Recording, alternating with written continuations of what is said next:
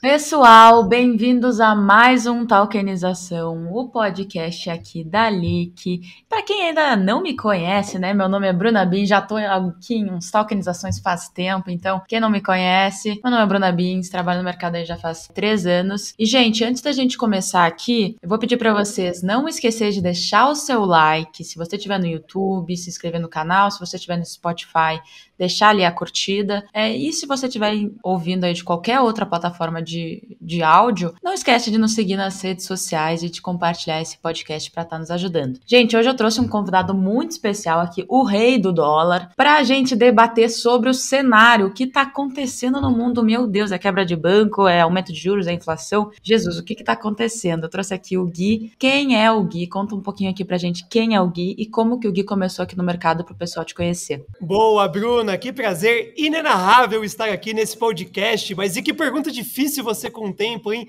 O que está acontecendo no mundo? Vai saber, porque é muita indecisão e a gente acaba de participar, né, no nosso país de uma transição de governo, lá nos Estados Unidos, várias indefinições de taxa de juros, quebradeira de banco, enfim. Nossa, dá para falar horas e horas aqui dentro desse podcast. Mas vamos lá, para quem não me conhece, Guilherme Cunha, o pai da doleta e o pai do mercado.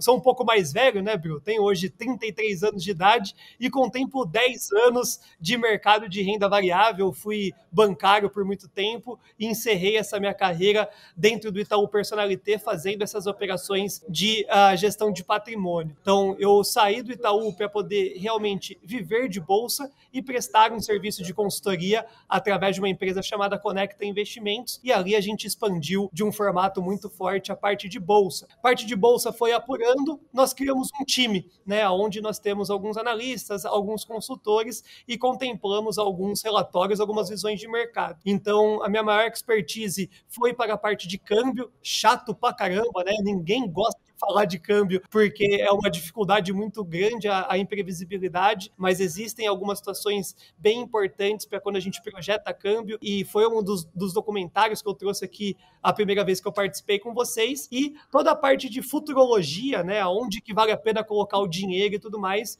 o nosso time acaba se materializando hoje para mais de 4 mil pessoas desde 2015 que a gente faz essa atividade. Legal, legal. E que até antes da gente debater sobre esse tema central, né? Tu comentou que tu tá há 10 anos na renda variável, então seria ali 2013. Então tu já viu muita crise aqui no Brasil, né? Muita coisa que aconteceu. E desde 2013, o dólar já se valorizou aí, eu acho que já até duplicou de valor, certo? Tipo assim, eu acho que tava 2, Tava 3.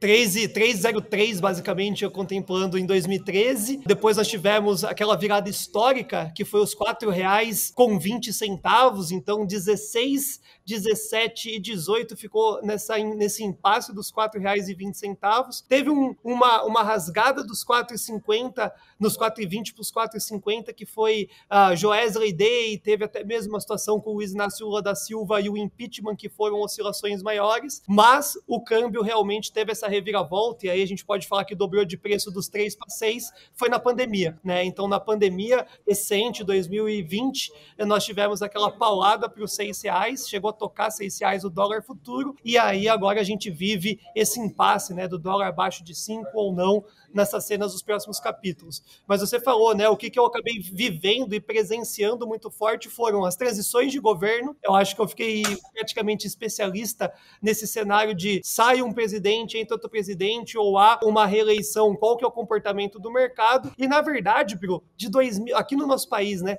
apesar de a gente ter impeachment, ter tido alteração de direita para a esquerda e todo esse cenário caótico que a gente viu, de 2015 até a pandemia foi só alta. A Bolsa de Valores brasileira foi só alta de 2015 a 2020. Então a gente vivemos movimentos pontuais, crise de caminhoneiros fazendo greve, também foi um cenário que derrubou a Bolsa quase 10% dentro de um único mês, mas o cenário do prazo de ano acabou sendo muito produtivo. Aí 21, 22 e o começo de 23, aí sim, foi só para os fortes. Aí ferrou. E até falando um pouco desse cenário, assim, além de uma mudança cambial que tu viu nesse período do mercado, tu também viu uma variação alta ali na taxa de juros da inflação, porque a inflação aqui no Brasil parece que varia mais do que ações, né, individuais. É uma loucura. Mas falando um pouco desse cenário, assim, hoje, e durante todos esses cenários, durante todo esse período que tu trabalha no mercado, tu passou por períodos de recessões e períodos ali, principalmente de 2015, como tu falou, até o início da pandemia, de um bull market.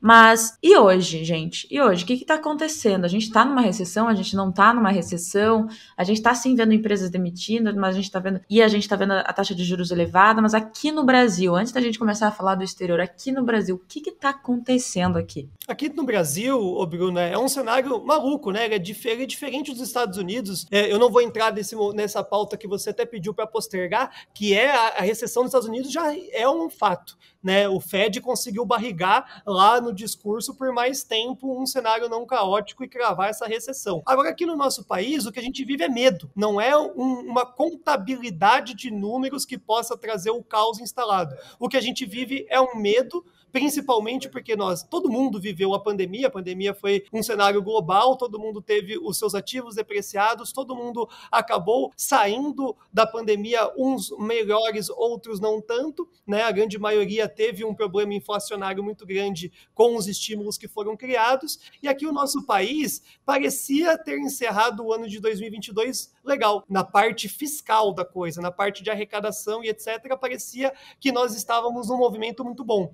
Agora, quando teve a transição de governo, qual que foi a pior situação para o nosso país, Bruna? Os 10 primeiros dias. Os 10 primeiros dias de janeiro de 2023 foram catastróficos para o mercado, porque era um ministro falando uma coisa, outro ministro falando outra, Lula falando outra, e aí o que gerou no mercado foi o modo pânico. De, putz, o governo não está se falando, está tendo uma transição de governo, eu vou sair dos meus ativos de risco e vou esperar o que vai acontecer. E aí o dólar subiu, a taxa de juros futura subiu, a bolsa caiu, e aí gerou o modo pânico. Esse modo pânico, quando que ele se encerra? Tanto para o empresário, como para o investidor, como para a comunidade brasileira como um todo. Quando o Roberto Campos Neto e o Banco Central também se alinhar com o governo. Porque depois dos 10 primeiros dias caóticos, nós começamos a ter uma reorganização do ministro da Fazenda, que é o Haddad, e trazendo um cenário um pouco mais de oratória melhor. Só que ainda nós não temos dentro do nosso país, e a gente já está em maio, né? Esse que é o problema, um arcabouço fiscal desenhado. Então, quando nós fizemos uma troca de governo de direita para a esquerda e não tínhamos nem sequer quem era o ministro da Economia naquele momento, a gente deu um cheque em branco, né, para o governo. E esse cheque em branco, a gente não sabe ainda o valor e como que vai ser pago esses estímulos, tudo que está sendo criado no nosso país, antes de realmente colocar o arcabouço em prática, encerrar ele no Congresso, porque tem 150 bilhões de reais para arrecadar. E aí, como é que vai ser a arrecadação? Ainda é um grande impasse. Então, o país não vive uma recessão, o nosso país ele sai de um jeito um pouquinho melhor do que os nossos pares aqui no Sul, porque nós tivemos uma queda muito forte na taxa de juros e depois uma elevação muito grande. E somos, entre aspas, o pioneiro de queda de juros também, né? Porque agora é inevitável, a taxa de juros não consegue manter nesse patamar, ela vai começar a obter as suas devidas quedas e aí gera um destrave, a gente pode começar a falar de um crescimento novamente no final do ano de 2023.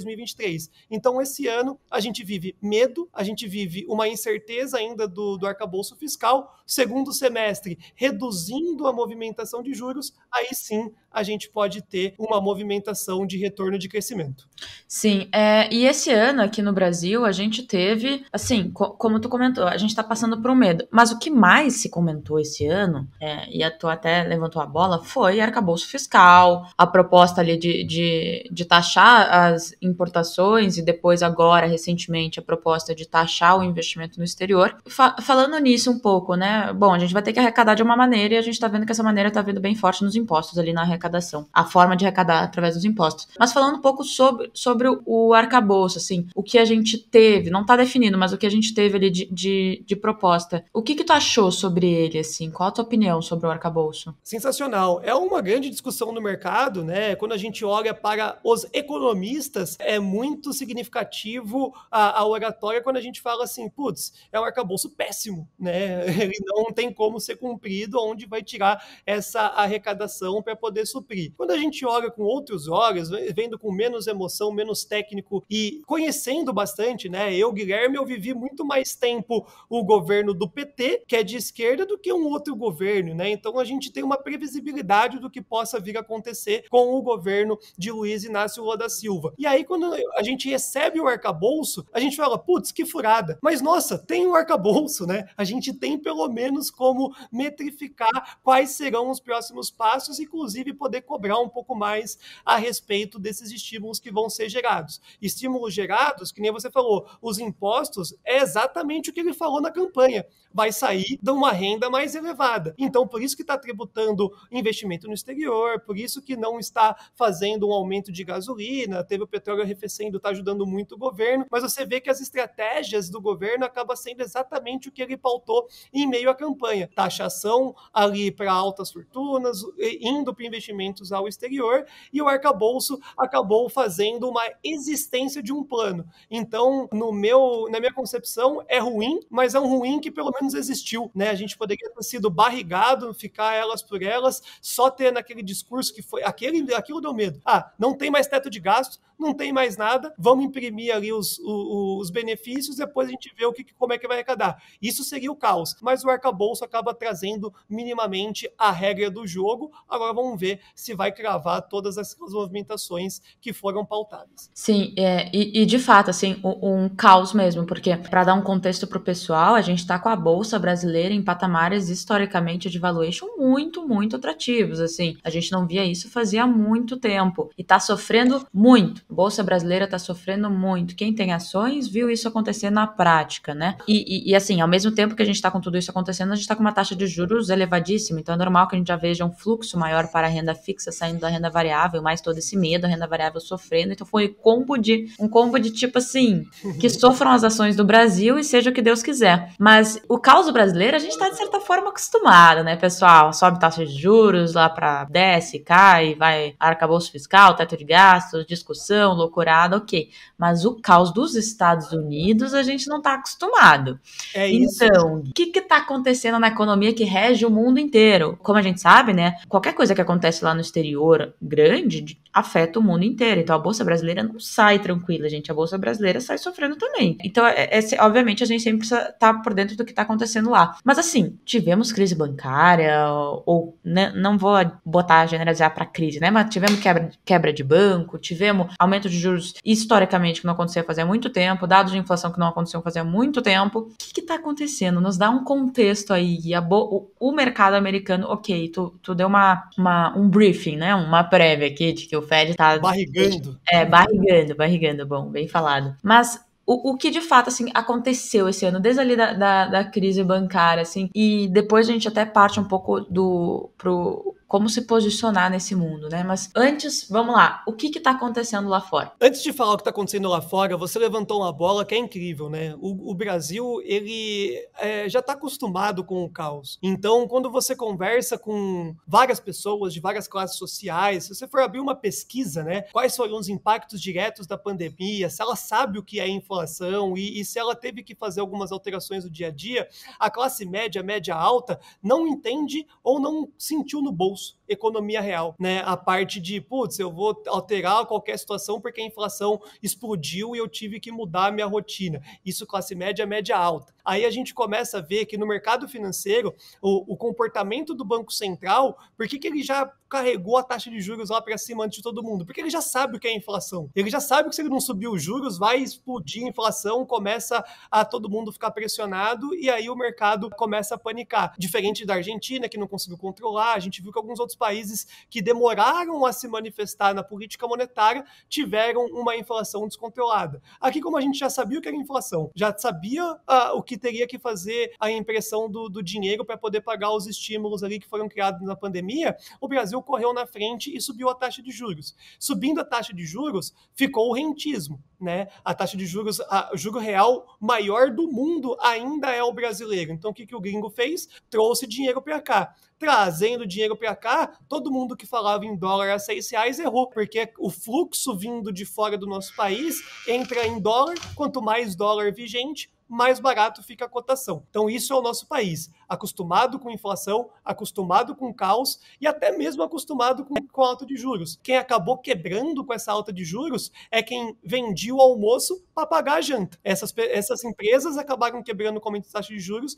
porque daí o aditamento das dívidas ficou insustentável. Aí quando a gente parte para os Estados Unidos, a gente acompanhou todas as reuniões do Fed, 100%, de 2021 até agora, todas as reuniões eu estava participando. E aí a gente falou, cara, o que está acontecendo? Porque a inflação subia num formato muito forte e o discurso do Fed era o seguinte, é transitório, a inflação é transitória, a inflação é transitória. Isso foi 2 meses, 6 meses, 8 meses, 1 ano falando que a inflação era transitória, ela não parava de subir. Aí perdeu a mão. Aí como se não bastasse perder a mão em 2021, né, imprimiu-se muito dinheiro, todo mundo estava ganhando cheque, era dinheiro vivo, né? Recebia em cheque lá os seus 3 mil e poucos dólares, impressão de recurso, inflação alta, o discurso de a inflação é transitória, teve uma guerra. Aí a guerra foi lá e, aumenta o preço das commodities, os Estados Unidos apoiou a Ucrânia e trouxe ali mais dinheiro, e aí o Fed foi subindo a taxa de juros. Foi subindo a taxa de juros, o que está acontecendo na data de hoje, vamos dizer assim, né? Vai subindo a taxa de juros, quem também não está acostumado com alta de juros são as empresas mais novas nos Estados Unidos, que a taxa de juros lá era zero. Então você começa a subir 0,25, mais 0,25, sobe, aí subiu 1, subiu 2, você fala, opa, o que está acontecendo? O dinheiro está ficando mais caro.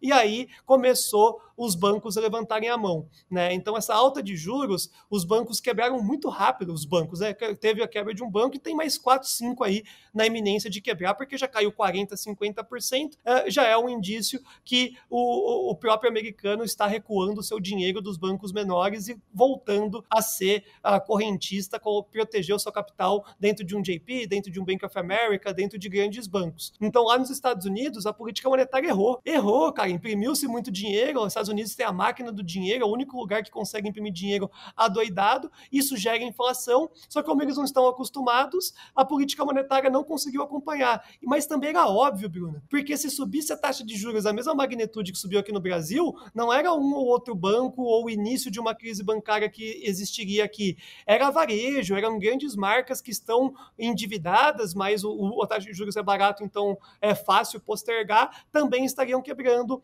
lá nos Estados Unidos. Então a recessão lá, ela já é cravada, porque para que ela não entre em recessão, a bolsa precisa desabar, o sentimento de empobrecimento precisa existir no bolso do americano, para que ele saia da renda variável, também coloque numa renda fixa e pare de consumir. Isso não está acontecendo. Os dados econômicos dos Estados Unidos estão vindo cada vez melhor. Só que buga a cabeça de quem é novo no mercado. Porque o dado melhor era para colocar um crescimento, a bolsa subir, era para estar tudo bom. Não, dados melhores na economia americana é péssimo para o presidente do Banco Central, porque vai impactar na inflação, o americano vai continuar consumindo e vai, cedo ou tarde, ter que cravar essa recessão para controlar esse fluxo. Então, a teoria da conspiração, digamos assim, da China ficar maior do que os Estados Unidos, os dados da China é meio duvidoso, mas a China está em pleno crescimento, né? A China está em pleno crescimento e conseguiu sair bem da pandemia. Agora os Estados Unidos têm um baita de um desafio em 2023. Eu não queria estar na pele do Fed, não.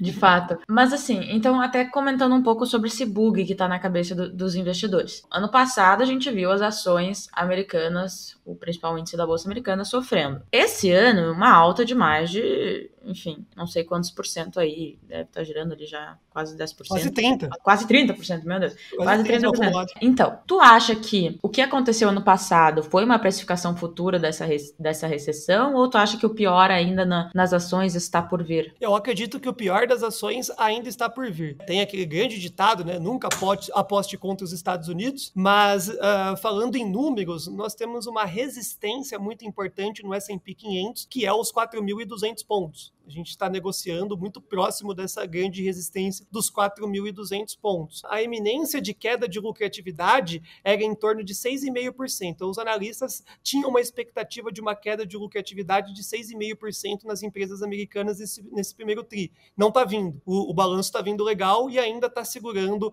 essa alta que teve no primeiro trimestre nas cotações lá na Bolsa Americana. Só que quando cravar a recessão, que eu acabei de falar, né? Qual que é a única forma de sair dessa sinuca de bico? O sentimento de empobrecimento para poder controlar essa inflação. Isso ocorre na Bolsa, porque lá o americano investe na Bolsa, né? O patrimônio dele, na grande maioria das vezes, está sendo pontuado dentro da renda variável. Então, eu vejo que é difícil a gente ver o S&P romper esses 4.200 e ir embora, e a Bolsa Americana esse ano ter um crescimento. Eu vejo que o segundo semestre vai ser muito difícil para a Bolsa Americana. Tem essa queda de juros prevista pelo FONC, né? Agora, recentemente, nós tivemos uma alta de 0,25. Ficou aberta uma perspectiva de um novo aumento de juros, mas não vai ter, ele vai ficar segurando lá. Então, se a taxa de juros cair, ainda pode trazer uma movimentação um pouco mais compradora, mas não dá para a gente falar em investir nos Estados Unidos agora, em meio a uma entrada na recessão. Sim, de fato. E isso realmente torna a cabeça do investidor uma turbulência, porque aqui no Brasil a gente ainda tem as coisas incertas, apesar da gente estar super barato. Aqui no Brasil é sempre uma loucura. E se a gente está num momento onde a maior economia do mundo, onde o que seria considerado safe haven está incerto, eu diria para os investidores, né? Por isso que muita gente também continua indo para a renda fixa e taxa de juros. E, gente, a gente tem que lembrar que eles não estão acostumados com isso.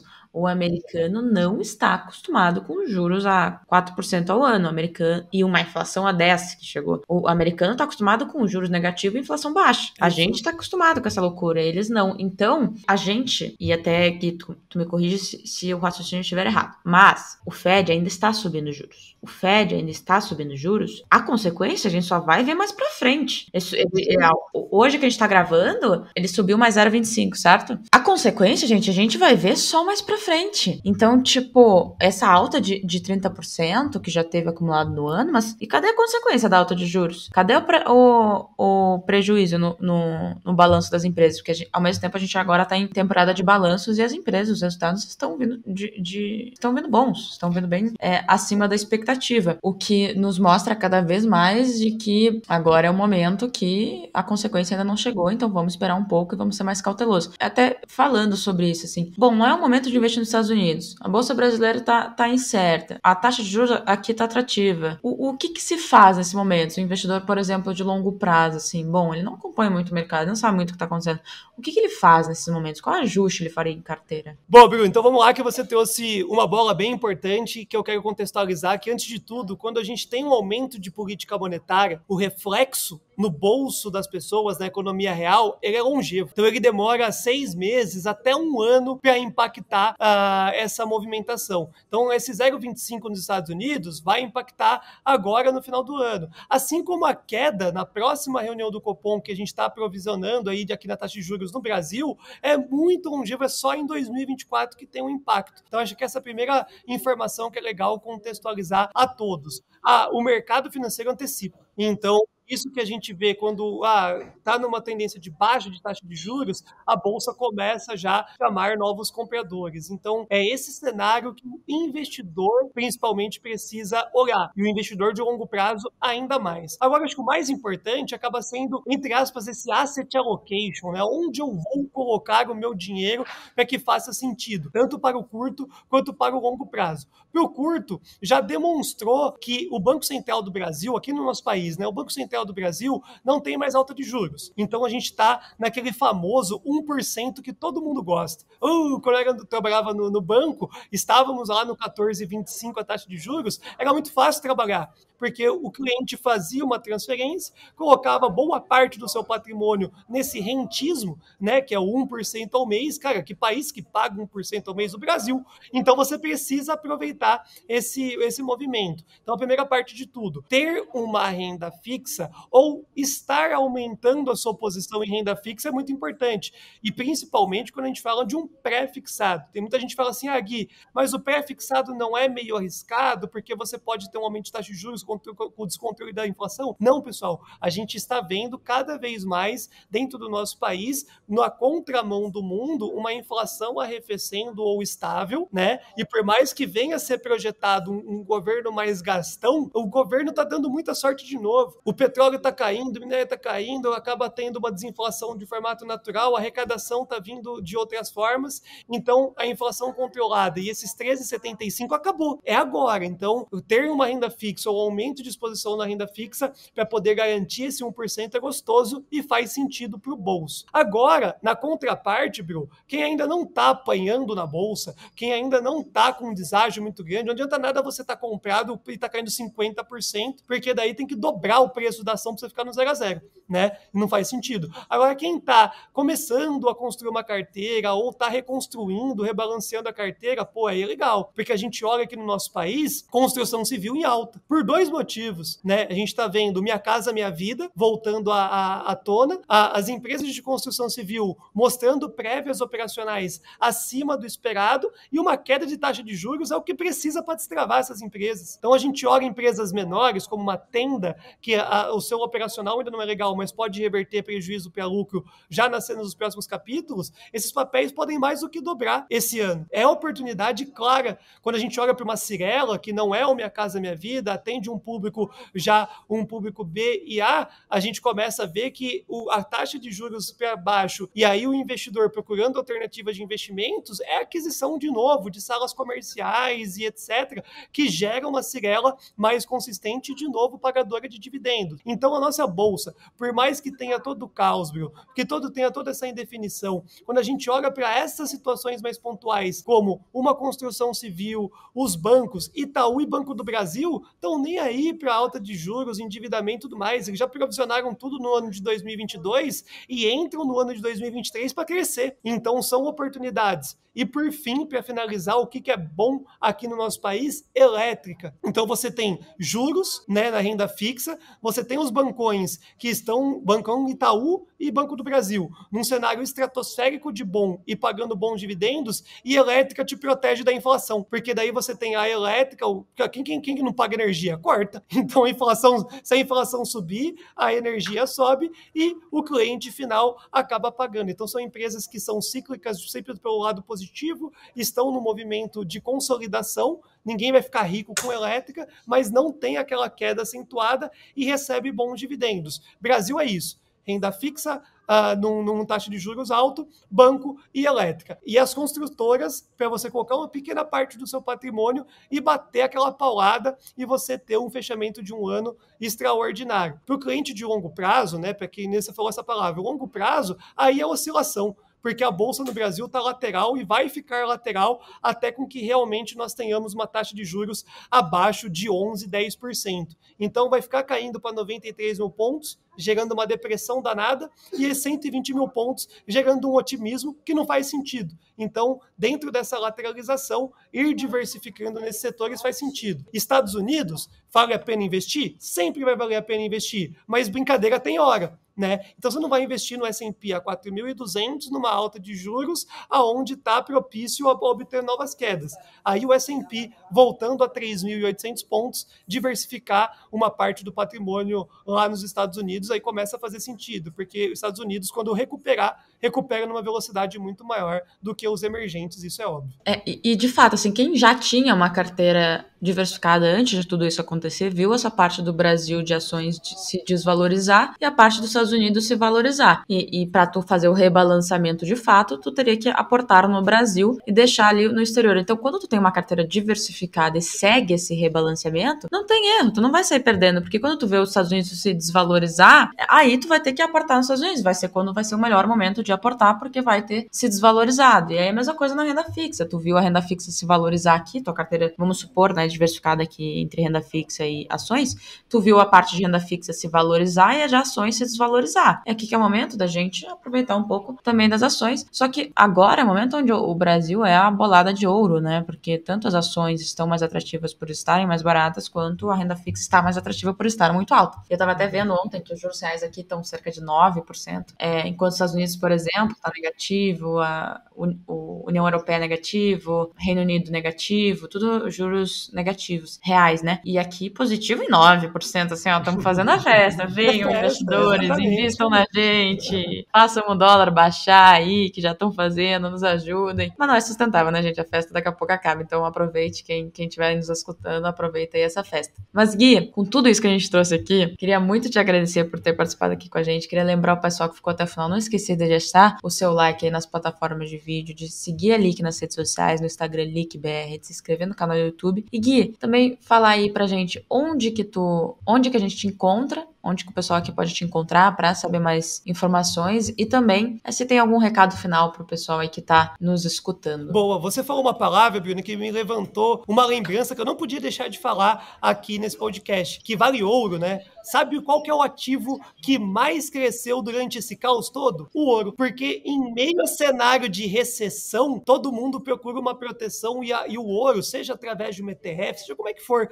ele começa a ter uma alta muito expressiva. Então, na recessão, qual que é o comportamento do mercado? Que, de novo, fique lógico, por isso que as pessoas assustam. Cai dólar, cai commodity e cai bolsa, que normalmente as correlações não são essas, cai a commodity, sobe o dólar, a bolsa fica um pouco mais estável para cima, só que não, tá tudo caindo pelo cenário de recessão. Tudo errado. Aí com esse cenário de recessão desenhado e tudo caindo, o que sobe na contraparte é o ouro. Então um ativo que sempre você tem que ter, pessoal, se tá na bonança, se tá em queda, se tá indeciso no que você vai fazer, ouro sempre dá bom no longo prazo. Então, quando a gente teve, né, o fechamento de 2010 e 2020, o que mais cresceu durante esse período dessa década? Foi o ouro, depois os criptoativos e depois começou a parte do rentismo, bolsa e por aí vai. E muito provavelmente de 2020 a 2030, em meio a esse cenário de indecisão, ouro vai ser o melhor ativo. Não vai ser criptoativo, não vai ser os juros e não vai ser a bolsa. Porque todo mundo, no final das contas, quando aperta realmente o calo,